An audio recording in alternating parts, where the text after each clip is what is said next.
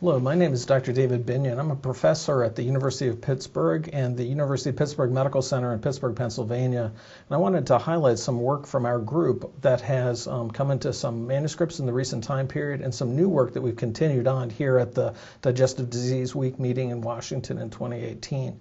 Our group has been pretty interested in the downstream long-term results of surgical procedures in our patients with Crohn's disease. When we think about the intestine, it's a tube, and when there's an area of damage, which is all too common in Crohn's disease, there's going to be an operation, and that's probably 90% of our patients who have small bowel involvement with Crohn's. How our surgical colleagues have chosen to rebuild the bowel after these operations is actually pretty variable. When we think about a tube that has damage, just sort of putting the two sections of the tube back together as an end-to-end anastomosis is something that we more or less expect as gastroenterologists.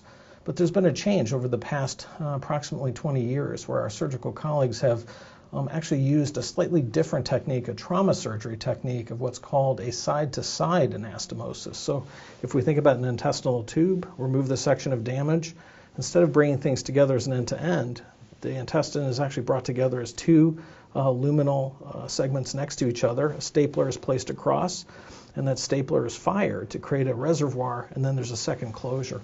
The advantage of the side-to-side technique is that it's a trauma surgery technique. It's incredibly fast. It's actually quite easy to do. If we have a larger tube, perhaps the colon, and a smaller tube, the small intestine, we don't have to match up those two ends. And the side-to-side connection has become a very common technique used throughout the U.S. and the world because of the ease of building that reconstruction.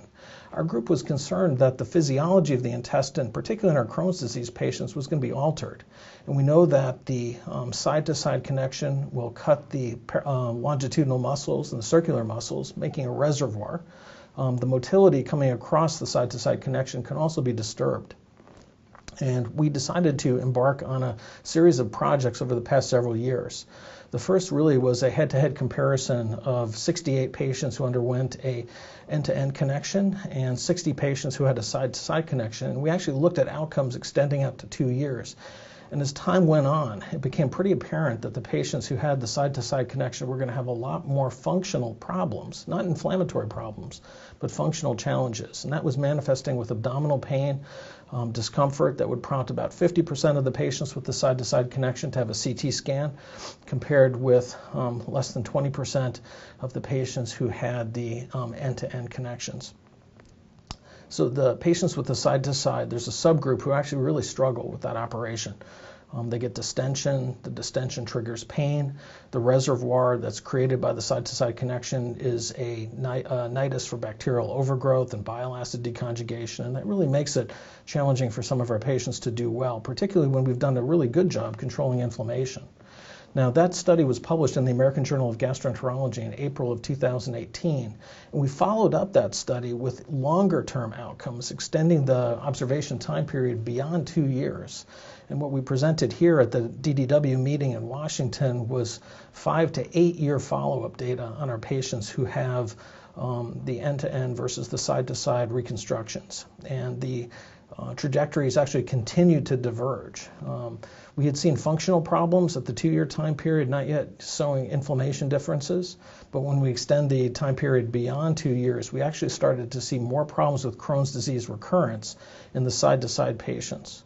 We suspect that's related to increased microbiome number. We think the bacterial overgrowth that is really a part of the side-to-side connection is perhaps driving Crohn's disease inflammation. Some of this work was done by one of our residents at the University of Pittsburgh, Dr. Crohn, a very talented young man, and he had 2 projects. One was looking at the long-term success of these 2 anastomotic techniques, and the other was to look at predictors from routine blood work. And sure enough, there are going to be more inflammatory signals coming out from the patients who have the side-to-side connection, and particularly those who have early inflammatory disease. So I'd like to thank you for this opportunity, and I definitely want to thank the GI Health Foundation for allowing us to highlight some of the work from our group that I think can make a big difference in terms of improving our outcomes from our patients with Crohn's disease. Thank you so much.